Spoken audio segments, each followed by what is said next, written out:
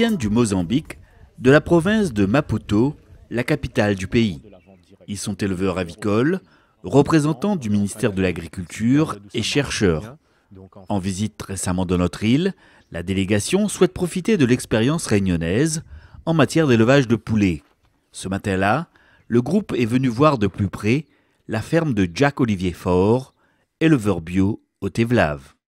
L'idée, c'est vraiment de partager donc mon expérience, le savoir-faire, de pouvoir aussi promouvoir les élevages familiales au niveau de la Réunion.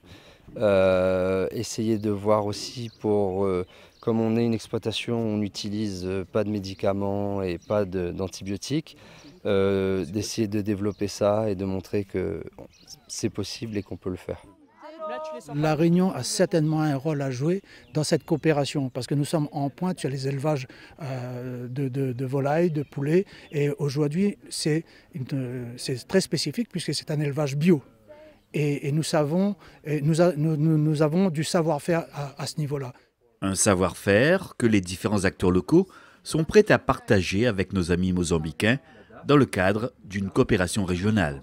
Oui, donc on a essayé de rassembler l'ensemble des acteurs qui tournent autour de la production animale, notamment le CIRAD, la FRCA, le GDS, Avipol pour les organisations professionnelles, l'enseignement agricole et la formation professionnelle, et aussi, il ne faut pas oublier, les élus du conseil régional.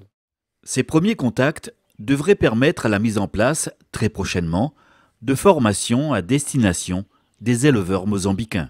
On espère présenter un projet sur les fonds européens et c'est une activité qui pourrait commencer, si ça pouvait fonctionner, dès 2023 pour former une centaine d'éleveurs et puis des techniciens à la fois du ministère de l'Agriculture mais à la fois des associations de producteurs et peut-être aussi du secteur privé et Donc il y a un gros besoin et je pense que vraiment il y a toutes les structures et l'expérience de cette coopération puisque la Réunion l'a déjà fait à Madagascar, l'a fait à Rodrigue, donc il y a une très forte expérience ici. On aimerait aussi pouvoir en bénéficier au Mozambique. Quand on sait qu'au niveau de la coopération régionale, on voit les pays de la zone et les jeunes venir se former ici pour avoir des diplômes français. Et ben demain, si on arrive à travailler avec le Mozambique pour qu'ils arrivent à former les futurs agriculteurs, parce que là-bas, je ne pense pas qu'il y a les mêmes formations que nous, et ben c'est tout bénéfice pour la région Réunion, et surtout qu'on sait qu'on a cette compétence-là. Une matinée riche d'expériences et d'échanges qui s'achève dans la bonne humeur par une remise de cadeaux à leur hôte. Et là, on a un tissu africain qu'on appelle capulana. Et du coup, la capulana, vous pouvez utiliser pour faire le pantalon, des chemises, pour aller à la plage et tout ça. Et voilà. Merci beaucoup. Merci, obrigado. Merci beaucoup. Franchement, c'est un plaisir. C'est vraiment un plaisir.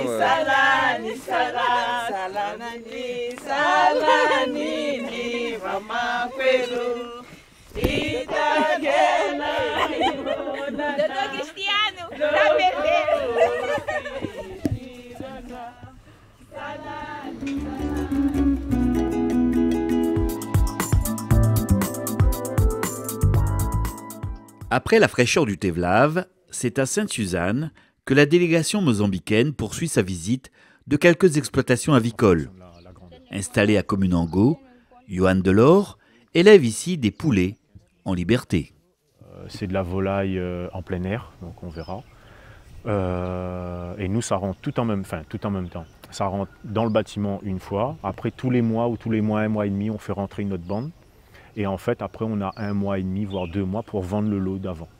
Voilà. Donc ça sort au fur et à mesure.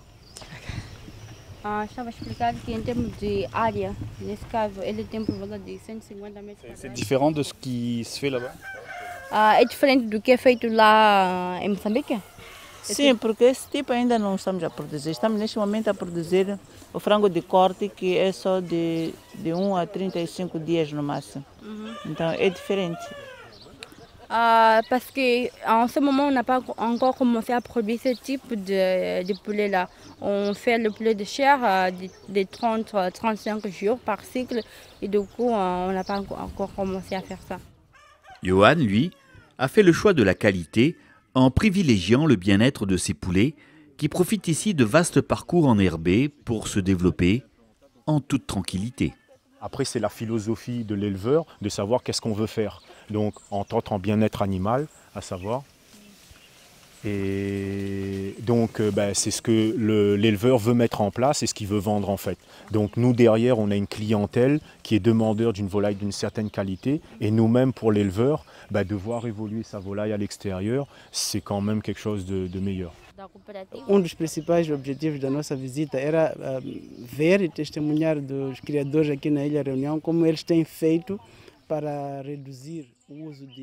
Donc le but du voyage, c'était de voir comment ici à l'île de la Réunion, les éleveurs, en particulier les éleveurs de volailles, utilisaient les antibiotiques en élevage. Ça, c'était le but du voyage. Et les éleveurs qu'ils ont rencontrés depuis qu'on est ici sont des éleveurs qui utilisent très peu, voire pas du tout d'antibiotiques. Donc le premier apprentissage, c'était de voir que c'est tout à fait possible de produire des volailles sans antibiotiques, que ça se fait ici. Et comme M. Makwamule est professeur à l'université Édouard de Mondlane, il va pouvoir enseigner ça à ses étudiants, que la solution n'est pas toujours médicamenteuse. Alors ça ne veut pas dire qu'ils vont mettre en place la même chose qu'ici au Mozambique, mais ça donne des idées et ça va aider pour voir qu'il y a d'autres façons de traiter la santé animale qu'à travers des médicaments et en particulier à travers des antibiotiques. Sur son exploitation, Johan Delors élève également depuis 2015 des autruches. Son cheptel compte aujourd'hui 80 de ces grands oiseaux coureurs. Par rapport à notre projet, on s'est dit pourquoi pas, avec de la volaille, pourquoi pas essayer d'aller sur l'autruche. C'est un pari qu'on a mis sur la table et qu'on essaye de réaliser aujourd'hui. On n'est pas loin de commercialiser la viande, donc on espère qu'on y arrivera au bout. C'est un élevage qui demande certaines qualités, déjà il faut avoir la capacité. Exactement, donc il faut une capacité, il faut se former. Donc nous on est parti en métropole se former au travers d'un CFPPA qui lui prodigue la formation. Donc c'est 2 semaines de théorie où on va visiter des élevages sur différents sites. Et ensuite vous avez 2 semaines, voire 1 mois de pratique. Donc on va dans l'élevage, on va manipuler les autruches, on va voir l'alimentation, voir les méthodes de processus pour pouvoir, on appelle ça l'itinéraire technique en fait, de savoir un petit peu comment on amène une autruche. Après, c'est sûr qu'une fois que vous démarrez votre élevage, c'est comme tout élevage, il faut être dedans et il faut apprendre à voir les problèmes, les difficultés. Et voilà.